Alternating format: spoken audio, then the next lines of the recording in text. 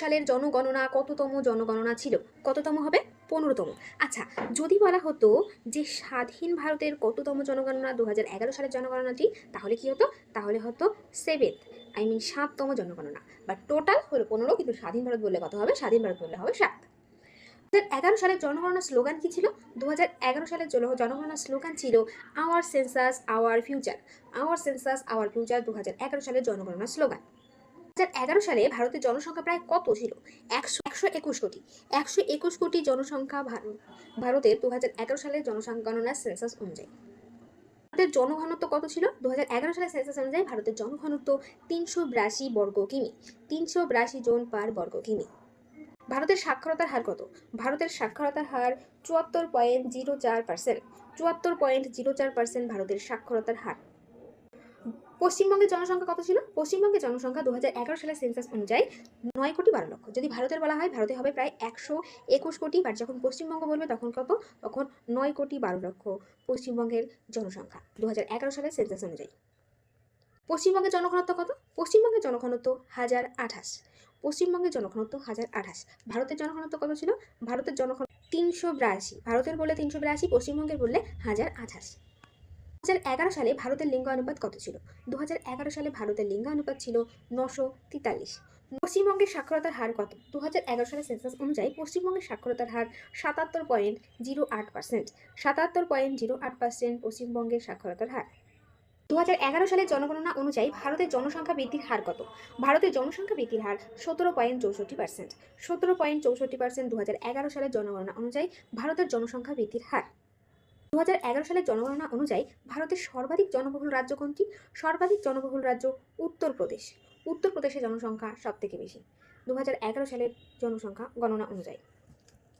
2011 সালের জনগণনা অনুযায়ী ভারতের সর্বনিম্ন জনবহুল রাজ্য কোনটি? সর্বনিম্ন জনবহুল রাজ্য বললে হবে সিকিম। তাহলে সব থেকে বেশি জনসংখ্যা কোথায়? উত্তরপ্রদেশ। আর সব থেকে কম কোথায়? সব থেকে কম সিকিমে। ভারতের সর্বাধিক স্বাক্ষর রাজ্য কোনটি? সর্বাধিক স্বাক্ষর রাজ্য 2011 সালের সেন্সাস অনুযায়ী কেরালা। 2011 সালের জনগণনা অনুযায়ী ভারতের সর্বনিম্ন স্বাক্ষর রাজ্য কোনটি? সর্বনিম্ন স্বাক্ষর রাজ্য বিহার। তাহলে সর্বোচ্চ শিক্ষা বললে হবে কেরালা, সর্বনিম্ন বললে হবে বিহার, সব থেকে বেশি জনসংখ্যা বললে হবে উত্তরপ্রদেশ, সব থেকে কম জনসংখ্যা বললে হবে সিকিম। 2011 সালের জনগণনা অনুযায়ী পশ্চিমবঙ্গের অবস্থান জনসংখ্যার দিক থেকে কত? জনসংখ্যার দিক থেকে চতুর্থ। আয়তনের দিক থেকে বললে কি হবে? আয়তনের দিক থেকে পশ্চিমবঙ্গ ভারতের 13তম রাজ্য। 2011 সালের জনগণনা অনুযায়ী ভারতের শিশুলিঙ্গের অনুপাত কত?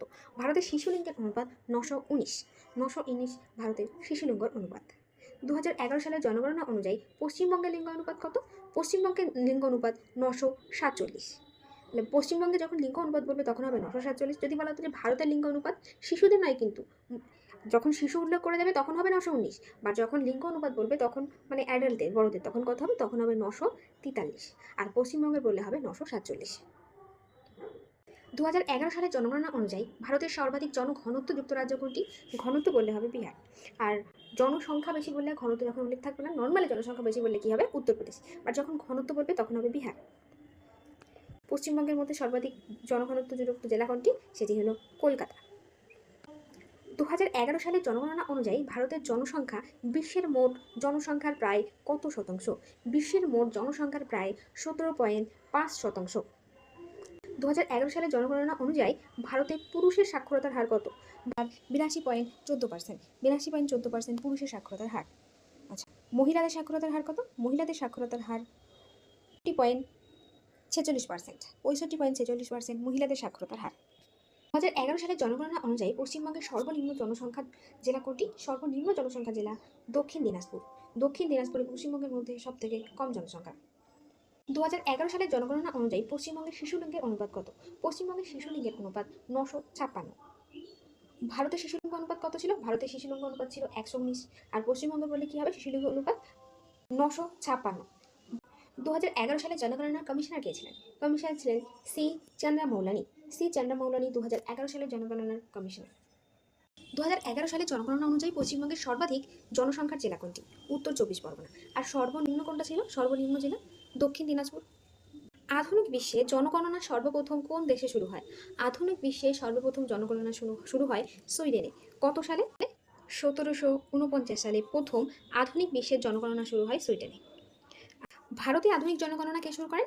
ভারতে আধুনিক জনগণনা শুরু করেন লর্ড মেয়ো। কত সালে হয়েছিল? 1872 সালে। যদি বলা হয় যে নিয়মিত জনগণনা কবে শুরু হয়, এই যে 1872 সালে হয়েছিল এটা কিন্তু নিয়মিত নয়। নিয়মিত শুরু হয় 1881 সালে। সেটা কে শুরু করেছিল? লর্ড রিপন। আর 1872 সালে প্রথম জনগণনা শুরু করেছিলেন লর্ড মেয়ো। প্রথম দশকীয় জনগণনা কোন দেশে শুরু হয়? দশকীয় জনগণনা প্রথম শুরু হয় মার্কিন যুক্তরাষ্ট্রে। দশকীয় মানে কি? মানে এখন যে জনগণনাটা যে রুলসে হয়, যে 10 বছর পর পর জনগণনা হবে, এটাকেই বলা হচ্ছে দশকীয়। এটা প্রথম হয়েছিল মার্কিন যুক্তরাষ্ট্রে 1790 সালে। তাহলে ভারতে নিয়মিত জনগণনা কবে হয়? 1881 সালে। স্বাধীন ভারতে প্রথম জনগণনা কবে শুরু হয়? স্বাধীন ভারতে প্রথম জনগণনা হয় 1951 সালে। তাহলে কি কি জানলাম আমরা? প্রথম যদি জনগণনা বলে তাহলে কত হবে? তাহলে হবে 1872। আর যদি নিয়মিত জনগণনা বলে তখন হবে 1881। 1872-এর সময় হয়েছিল লর্ড মেয়োর সময়, আর 1881 হলো লর্ড রিপন। আর স্বাধীন ভারতে প্রথম জনগণনা হয়েছিল 1951 সালে। তখন প্রধানমন্ত্রী কে ছিলেন? জওহরলাল নেহরু। জনগণনা কোন মন্ত্রকের অধীনে পরিচালিত হয়? স্বরাষ্ট্র মন্ত্রকের অধীনে জনগণনা পরিচালিত হয়। ভারতে জনসংখ্যা বৃদ্ধির হার সর্বাধিক কোন জনগণনায় ছিল? 1971 সালে। আই মিন 1961 থেকে 1971 সালে যে টাইম লাইনটা, সেই টাইম লাইনে ভারতের জনসংখ্যা বৃদ্ধির হার সব থেকে বেশি ছিল। কত ছিল? না 24.8%। আর সব থেকে কম জনসংখ্যা বৃদ্ধির হার মানে কি? নেগেটিভে ছিল। কম বলতে কি? নেগেটিভে ছিল, মানে জনসংখ্যা বাড়েইনি, উল্টে হ্রাস পেয়েছে। কোন সালে? সেটা হলো 1921। এই কারণে এই 1921 সালকে কি বলা হয়? গ্রেট গ্রেট ডিভাইড ইয়ার বলা হয়। কারণ 2011 সালের জনগণনা অনুযায়ী ভারতে গ্রামে বসবাসকারী সংখ্যার হার কত? গ্রামে বসবাসকারী পার্সেন্টেজ হলো 68.84%। 68.84% মানুষ গ্রামে বসবাস করে। তাহলে শহরে কত মানুষ বসবাস করে? শহরে বসবাস করে 31.16% মানুষ শহরে বসবাস করে। 2011 সালের জনগণনা অনুযায়ী কোন রাজ্যে জনসংখ্যা বৃদ্ধির হার ঋণাত্মক? মানে কি? জনসংখ্যা বাড়েনি, উল্টে কমে গেছে। সেটা কোন রাজ্য? নাগাল্যান্ডে। 2011 সালে সেন্সাস অনুযায়ী। 2011 সালের জনগণনা অনুযায়ী কোন রাজ্যে জনসংখ্যা বৃদ্ধির হার সর্বাধিক ছিল? মেঘালয়। মেঘালয়ে জনসংখ্যা বৃদ্ধির হার সর্বাধিক ছিল। কত ছিল? 27.8%। 2011 সালের জনগণনা অনুযায়ী গ্রামীণ ভারতের লিঙ্গ অনুপাত কত? গ্রামীণ ভারতের লিঙ্গ অনুপাত 949 এবং শহরের 929। তাহলে গ্রামীণ লিঙ্গ অনুপাত বললে কত হবে? গ্রামীণ লিঙ্গ অনুপাত বলে হবে 949 এবং শহরে বললে হবে 929। ভারতের আদমশুমারির জনক কাকে বলা হয়? আদমশুমারির জনক বলা হয় হেনরি ওয়েল্টার। হেনরি ওয়েল্টারকে বলা হয় আদমশুমারির জনক ভারতের। হেনরি ওয়েল্টারকে কেন ভারতের আদমশুমারির জনক বলা হয়? কারণ কি? কারণ তিনি ভারতের প্রথম সুসংগঠিত জনগণনা ভিত্তি স্থাপন করেছিলেন। এই কারণে তাকে ভারতের জনগণনার জনক বলা হয়।